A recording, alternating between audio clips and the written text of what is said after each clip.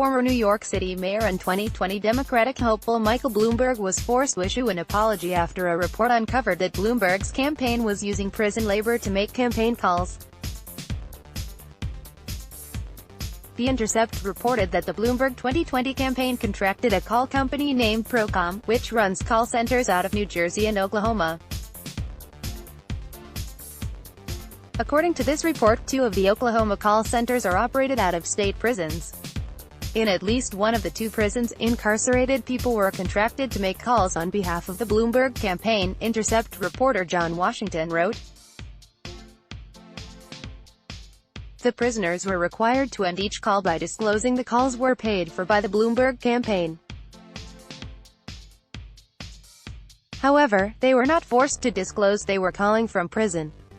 On Twitter, Bloomberg admitted the Intercept's report was accurate. His campaign issued a statement announcing they immediately ended our relationship with that company. Earlier today, a news outlet reported that prison workers were being used by a subcontractor to make telephone calls on behalf of my campaign. I'm not attacking the news, the story was fundamentally accurate. We only learned about this when the reporter called us, but as soon as we discovered which vendor's subcontractor had done this, we immediately ended our relationship with the company and the people who hired them. We do not support this practice and we are making sure our vendors more properly vet their subcontractors moving forward.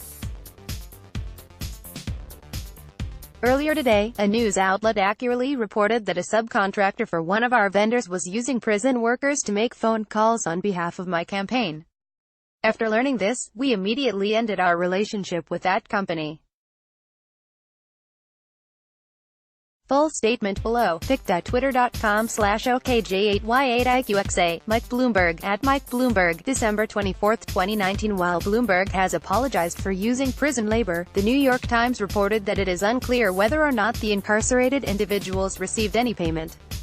Procom stated that the inmates receive marketable job training and skills that allow them to both earn money while they're incarcerated and position themselves for gainful employment when their prison terms end. According to the New York Times, Procom pays the Oklahoma Department of Corrections the state minimum wage of $7.25 per hour. However, it's not clear whether the prison workers receive the entirety of Procom's payment. Let's block ads. Why?